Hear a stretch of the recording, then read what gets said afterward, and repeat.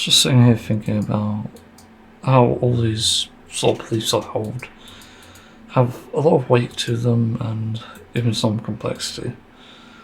Although I take things from generally simpler sources, meaning it's like a YouTube video or it's just a short article, I still get the gist of it and I am open to having my mind changed, which is the difference compared to a lot of other people out there who take something at face value and use that as evidence for something. And it got me thinking about how, even in my position, despite everything, I'm still willing to admit where I'm wrong, but I'm also willing to address topics that others generally don't seem to want me to address, which is weird. There's been like a few examples of this over the years of again holding these beliefs, and I think one of my recent ones, which is really interesting, happened to be to do with trans people, because for a while I used to believe in transphobia. It's not good, and I believed a lot of it's sort of irrational things, and it generally there was a focus I had in that, and there's one thing that actually I didn't really click for later when I did become pro-trans, and that thing's basically sexuality. Because believe it or not, I used to hold the belief that there was no rational way to have a trans person date someone who is obviously, let's say, it's a trans woman and a trans woman and a cis man. Like, how do you address that? Because unless they have like bottom surgery or something, it's not really compatible from the way I used to look at it. And it took me a long time to realise how to address that. And one thing, a couple of things I never see is brought up, by the way, is the fact that it's actually easy to address once you know how to address it. With sexuality, as it tends to be, it is on a spectrum. It's not a one-sided thing or black and white. It never was. It's always been in nature. But the way to address it actually is looking at it from the perspective of what someone wants, essentially. So, because trans people transition via medication or surgery or both, and that tends to be one of the most wanted ones anyway, most wanted methods of transitioning. Again, there's a lot of science in this. They want to appear as much of the gender they're transitioning to as possible. But with someone who's like cisgender, it's ultimately down to preference, and really there's no biological factor here because transitioning to, say, a woman from a man means you are a woman if you're on the right medication, if you're getting surgery, even if you just identify as simple as that. Yeah, like some really, well, I don't know if it's the right thing to say, but it seems superior to get the surgery and get the medication over everything else. But that's not always possible for all people, that's important to understand. But how you address it with someone essentially dating them, or them, a trans person dating someone else, is basically by looking at it through, again, the spectrum. Like, can you date someone who hasn't gone bottom surgery? Can you date someone who you know is like trans but is like a woman? Like, there's all these different types of questions that need to be asked, obviously. And I think that's really important because it means, well, it means the world to a trans person, for sure. That's important to know here. But being certain that you can sort of handle that in a relationship, like, and it depends on what you want to. Like, relationships aren't necessarily about sexual interaction, so some people can literally again, based on the spectrum, can literally look past it, be like a cis hetero straight guy, and just be like, yeah, I'm fine with a trans woman being my life partner. Which is also really wholesome. But that's the thing, like, it's these sort of uncomfortable or even unknown topics that people address. And oddly enough, I've seen nobody addressing it on the opposite end of the spectrum, for example, transphobes. I've seen nobody addressing it, and that's the embarrassment of bigotry, really. Because it means that there's dishonesty there, there's a lack of truth, and you're not even open minded, so what gives? What the hell are you doing? And it's just real shitty behaviour, to be honest, because it's like some of these are just so easy to address if you know what you're talking about. Yeah. I forgot what I was going to say. I got distracted by this. It's actually quite a difficult fight. I've done this in a long time. I wish people on the opposite end would address this, because it's like there are important issues everywhere. But if you don't address them properly, or at all, you're just dishonest and you're not effective at arguing your own case. I see a lot of people who criticise veganism. It's like we bring up a lot how we're promoting compassion, and our activism and standards actually lead to a positive outcome. In general, we've found fundamental proof that animals are abused in animal agriculture. But when an anti-vegan or non-vegan addresses it, it's like, no, vegans are always wrong. And that shows a lot of dishonesty. Seriously. But even though the opposite is true, like, there are sometimes vegans who won't admit when they're wrong. I've seen this in the vegan community myself. There's a lot of debate about what a human is in terms of dietary preference. And a lot of the conclusions are like, by vegans anyway, herbivore. And the simple reason is teeth. But that doesn't tell the full story, because there's more to it than that. You've also got your stomach acids, your basically colon, intestines, even to an extent I think bladder as well. And your body basically supports that you can have meat in a diet, but you also don't need it, which is the important factor here. And it's weird because most vegans won't really address this point, and I've seen plenty like not step down when they hear the argument that humans are omnivores, but it's kind of embarrassing. And when sort of a non-vegan or anti-vegan sees it, it's like, yeah, that's what I've been trying to tell you, it's like confirmation bias, but that's still shitty when you're using confirmation bias, because it means that you're just looking for things to reinforce your views rather than things to doubt yourself or to prove yourself wrong. And I do this all the time as a vegan, believe it or not. I'm constantly thinking, wondering if I've missed something, if I've found the eureka moment, like, yeah, I could stop inconveniencing myself a little every day by having to look at ingredients properly and stuff. Like, there are things that obviously we as vegans would actually like to do. And one of them is definitely not be living off plant foods. I think some people like it, but I myself can't speak for everyone. But I don't like plant foods, to be honest. I do struggle with them, whole plants especially, but junk food is fine. But again, that's like, it's quite trivial though. That's the thing about it. I'm looking for a reason that ethically or environmentally that I could consume animal products.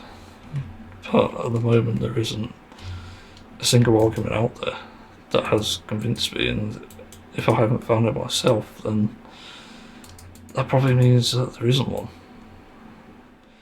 As harrowing as that reality is for non-vegans, there simply isn't a justification. And it's not necessarily a case of, oh, it's just appealing to my emotions sort of thing. Like, it is emotional anyway, being vegan. But I can drop those emotions in favour of a greater good, in favour of the truth. If you can somehow prove that animals are like the AI of AI, no, not AI, NPCs is what I mean.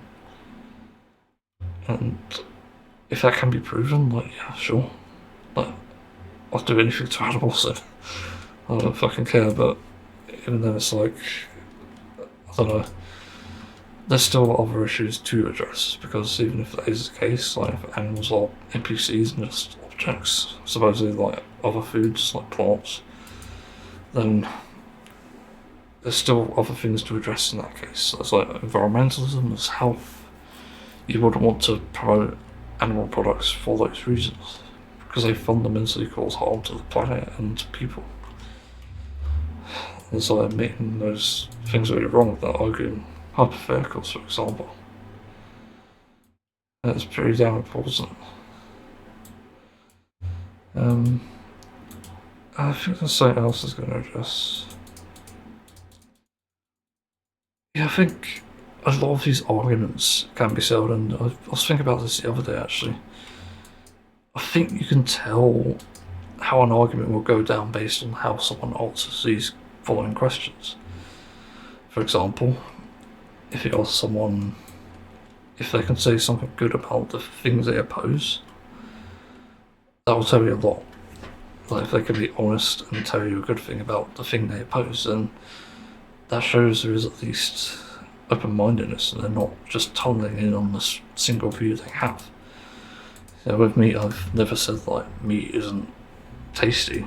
To me, it isn't tasty myself, but to others, it definitely is. That's why people argue it a lot. And animal products, for matter, like cheese, is actually good. I do miss cheese, but I've got alternatives that work just as well. But yeah, like asking people who are supposedly bigoted if they can actually answer things in honesty and for once just drop their pride in their own position and start looking elsewhere. Like, if they can do that, that's a show of strength. That's a show of change and honesty. It's so important to address that. And when you get uncomfortable questions like you need to answer, even politics favours this greatly.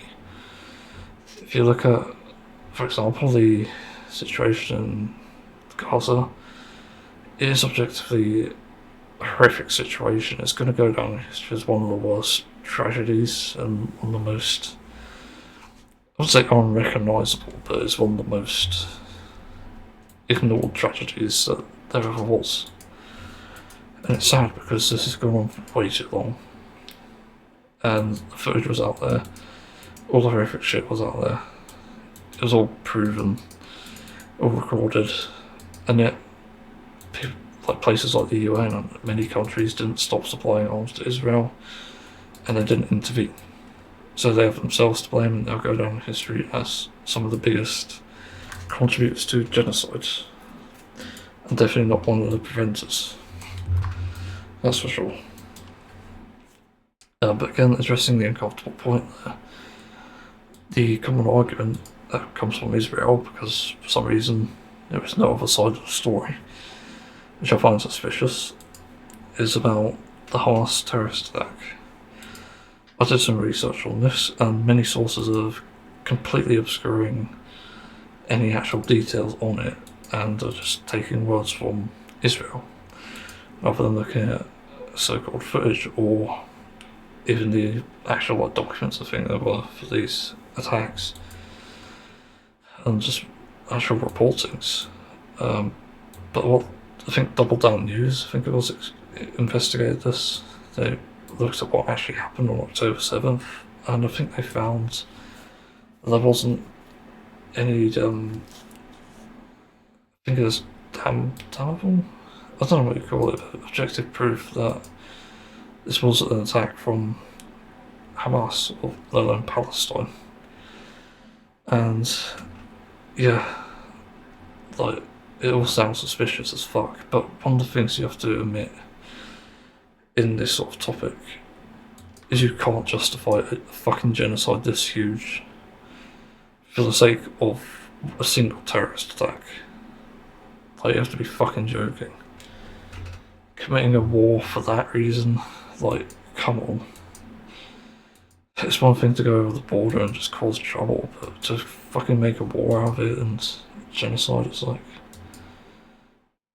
it's just fucking so horrific. I don't know how anybody can justify that. Like, a lot of these people haven't looked into the fucking details. It's just, it's so frustrating. And again, that's why I address uncomfortable topics. You have to address them to get to the bottom of it and make sure that you're not just covering all corners anyway, but defending these topics, defending the innocent. It's so important to do this because without it, you would essentially have no argument. You wouldn't be able to justify anything or even handle it. That's why it's really important. Yeah, like, I don't really know what else to say here. I'm just disappointed that people aren't doing this. It's just, why? There's so many things that we have to deal with in the current world. But you can definitely help speed things up by not fucking over everyone else, by not treading all over everyone else.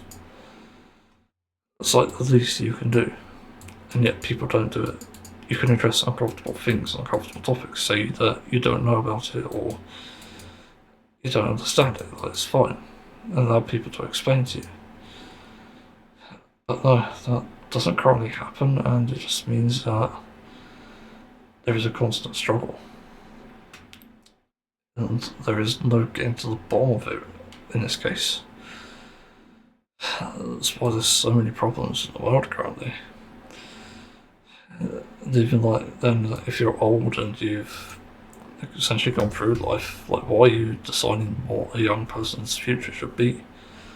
That's why America will forever hold the mantle of shame for not only having the most incompetent and fucking psychopathic president there has been, but the one that doesn't actually do anything.